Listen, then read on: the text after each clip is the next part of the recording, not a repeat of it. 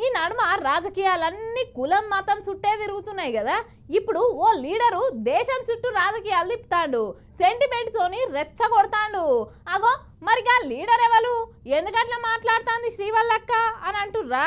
అరుచుకుందాం పాన్రి.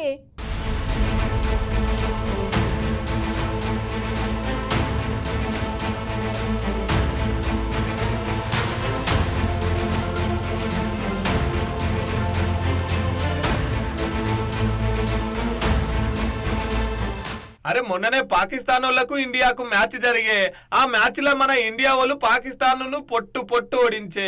అగో ఇప్పుడు గసొంటిదే మళ్ళీ మ్యాచ్ రాబోతుంది అటుల్లో. ఇది నేనంటున్న మాట కాదు, మన కేంద్ర మంత్రి బండి సంజయ్ గారు అంటున్న మాట. ఇనురు పారి 27వ తారీఖు నాడు కూడా మరొక మ్యాచ్ జరగబోతున్నది. మాది భారత్ జట్టు ఇండియా టీం వాళ్ళది పాకిస్తాన్ టీం. ఓటర్లు ఆలోచించుకోవాలి, ఇండియా టీం అయినా మాకేస్తే మేము గెలుస్తాం. పాకిస్తాన్ గెలవాలనుకుంటే వాళ్ళకు ఓటేయండి, ఇండియా గెలవాలనుకుంటే మాకు ఓటేయండి, పాకిస్తాన్ గెలవాలనుకుంటే వాళ్ళకు ఓటేయండి. మాది ఇండియా టీం వాళ్ళది పాకిస్తాన్ టీం. అగో ఇన్నర్ కదా, కరీంనగర్, మెదక్, ఆదిలాబాద్, నిజామాబాద్ ఇక్కడ ఎమ్మెల్సీ ఓట్లున్నాయి కదా. గా ఓట్లల్లా బీజేపీ కోటేస్తేనేమో ఇండియా కోటేసినట్టట, అదే కాంగ్రెస్ కోటేస్తే పాకిస్తాన్ కోటేసినట్టట. అందుకే మళ్ళోసారి మ్యాచ్ రాబోతుందని చెప్తున్నాడు.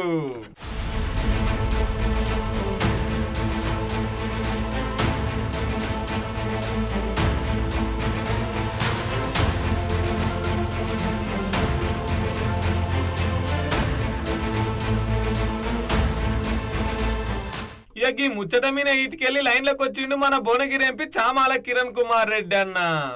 అగో పక్కా కేసు పెడతాడట. గిట్లా ఎలక్షన్ల టైంలో గిట్లా ఉద్దేశపూర్వక మాటలు మాట్లాడు చట్టారీత్యా నేరమాట.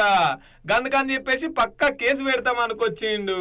మీరు చేసిన అభివృద్ధి గురించి ముచ్చట చెప్పి ఓట్లు అడిగితే బాగుండు గాని గిట్లా పాకిస్తాన్ ఇండియాతోని పోల్చి ఓట్లు అడుగుడేంది బండి సంజయ్ గారు అని చెప్పేసి గట్టిగానే గరమైండు.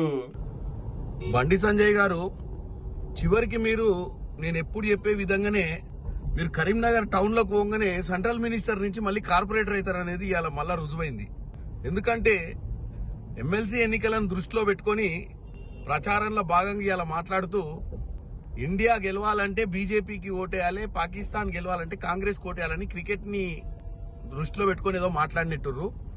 మీరు ఒక సెంట్రల్ మినిస్టర్ అన్న విషయాన్ని మర్చిపోయి ఈ పిచ్చి పిచ్చి మాటలు మాట్లాడి పట్టభద్రుల ఓట్లు తెచ్చుకునే ప్రయత్నం చేస్తుంటే నవ్వొస్తుంది. డెఫినెట్ గా మీరు మాట్లాడిన మాటల మీద మేము ఎలక్షన్ కమిషన్ కి ఫిర్యాదు చేస్తాం. ఎందుకంటే ఒక బాధ్యత గల వ్యక్తి ఈ విధంగా ప్రజలను రెచ్చగొట్టే ధోరణిలో, ప్రజలను ఓట్ల సమయంలో కన్ఫ్యూజ్ చేసే ధోరణిలో మాట్లాడటం అనేది తప్పు. ఇది డెఫినెట్ గా మేము మీపై కేసు ఫైల్ చేస్తాము. ఎందుకంటే మీరు డెవలప్మెంట్ చెప్పి ఓట్లు అడిగితే బాగుండేది.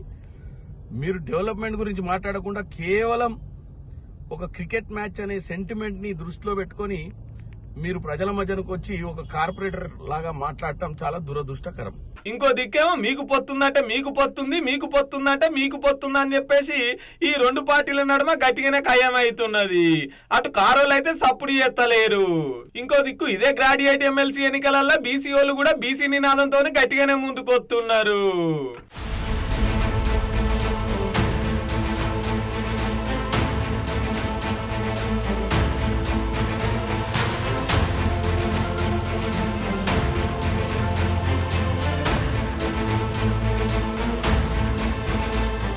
ఈ ఎలక్షన్లు ముగిసిన వెంటనే ఇంకో 5 ఎమ్మెల్సీ ఎలక్షన్లు ఉంటాయి. గవిటి తర్వాత లోకల్ బాడీ ఎలక్షన్లు ఉంటాయి. కాబట్టి గవిట్లా గెలవాలంటే ముందు గెలిచి చూపించాలని చెప్పేసి ఖుద్దు ముఖ్యమంత్రి గారే బహిరంగ సభలకు పోయి మాట్లాడుతున్నాడు. ఏం ఎలక్షన్ లో ఏమో పోన్రి, ఏమన్నా చేసిన అభివృద్ధి లేకపోతే చేస్తామని మాట ఇచ్చి ఓట్లు అడుక్కోవాలి గాని ఇగో గీళ్లతోని గాళ్లతోని సెంటిమెంట్లు మూట కట్టుకొని పైసలకు మందులకు ఇట్లా ఓట్లు కొనుక్కునే కాలం వచ్చింది పోన్రి.